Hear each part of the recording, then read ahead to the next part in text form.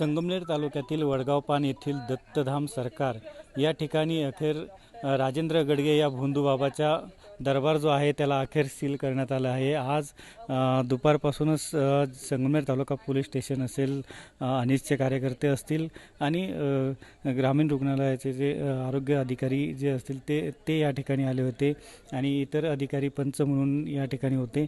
त्यांनी इथं येऊन सगळ्या हा जो दरबार आहे यामध्ये ज्या रूम बनवण्यात आलेल्या आहेत त्याची चौकशी केली आहे, त्याच्यात तपासणी केली आहे। आतमध्ये त्यांना काही वस्तू सापडल्या आहेत किंवा मेडिसिन असतील, काही जे मेडिसिन असेल, लॅपटॉप, काही मोबाईल त्यांना मिळालेले आहेत।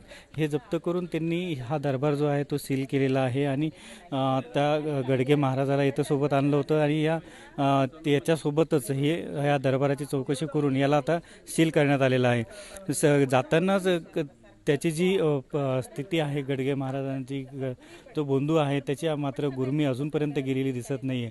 तो मीडियासमोर येऊन त्यांनी मोठ्या आवाजात वक्तव्य केलं की माझ्यावरती अन्याय झाला आहे आणि मला बोलायचं आहे। तर माध्यमांनी त्याला प्रश्न केला की तुझ्याकडून कॅन्सर बरा होतो का, मात्र यावरती त्यांनी कोणतंही उत्तर दिलं नाही आणि त्यावरती असं दिसतंय की त्याची गुरमी अजूनपर्यंत गेलेली नाही। परंतु आता पोलीस तपासात आणखी काय समोर येतं हे बघणं महत्त्वाचं ठरणार आहे। LS मराठीसाठी अमोल मतकर, संगमनेर, अहिल्यानगर। 100% मला अडकवण्याचा प्रयत्न झाला। नाही मला बोलायचं आहे, मला बोलायलाच पाहिजे। नाही बोलायला पाहिजे, मला बोलायचं आहे। तुमचा अन्याय काय झाला? अन्याय पोलीस बोलू राहिले। आता माझा अन्याय मला सांगायला पाहिजे ना मी। तुम्ही आमच्या ताब्यात नाही मी तुमच्या ताब्यामध्ये आहे, ऐका पहिला ऐकून घ्या। गुरुवारी मी लाईव्ह होतो, सकाळपासून अन्नीसला आव्हान देत होतो तर तुम्ही या, मी काय करतोय, माझी प्रोसेस काय आहे तुम्ही डोळ्यांनी बघायला पाहिजे। मी जे काही करतोय कॅन्सर मारा करण्याच्या दाव्यावर ठाम आहे का? ऐकून घ्या, माझं ऐका पहिलं। तुम्ही सुद्धा होते, पळून गेले गुरुवारी। पळून नाही गेलो, 2 तास थांबलो तुमच्याकडे बोलायला। तुम्ही येता, तुम्ही घाबरले, तुम्ही घाबरत होते बोलायला। माझ्याकडे घरी आलेले अरे 2 मिनिट थांबा।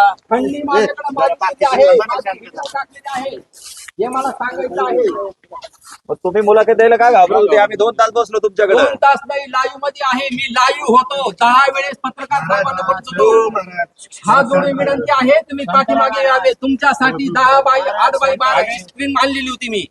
ओरिजिनल पुरावे तुम्हाला दाखवायचे होते, पण माझं कुणी हे ऐकू शकत नाही। ते लोकांचे पुरावेच नाही, काँग्रेस काम करू दे ना, काम तुम्हाला करू द्या आम्हाला। 2 मिनिट थांबा की जरा। पंचनामा कारवाई काय असं सर्व आधाराचे लोक असतात। कॅन्सर बरा होतो का? प्रार्थना चालती, संकल्प चालतो, ध्यान साधना चालती। कॅन्सर बरा होतो का? कॅन्सर यज्ञ चालतात, हवन चालतंय। कॅन्सर बरा होतो का? याच्या पुढे काहीही चालत नाही।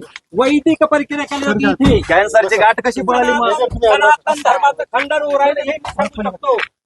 हा. कॅन्सरची गाठ पळते का? सेवा करतो, याच्या पुढे काहीही करत नाही। मला भरपूर काही बोलायचं।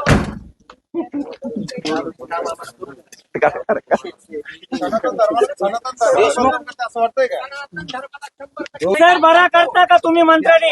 पाणी होती का? ऐकून घ्या, जे मी काही करतो लाईव्ह असतो, तुम्ही लाईव्ह बघू शकता। अहो, साधा प्रश्न. मी लाईव्ह असतं। माझा साधा प्रश्न आहे, कॅन्सर बरा होतो का मंत्र्यांनी? देवाजवळ सर्व आजारावर येतात, म्हणतात देवाला येऊ शकतो, सांजेवाला येऊ शकतो, डायबिटीस वाला येऊ शकतो, दैवशक्ती कॅन्सरवाला येऊ शकतो। दैवशक्ती मी म्हणत नाही, दैवशक्ती माझी आहे। मी मंत्रतंत्र वापरत नाही, मी मंत्रतंत्राचा बाप आहे। काय आहे, मी आत्मज्ञानी आहे, हे लक्षात घ्या।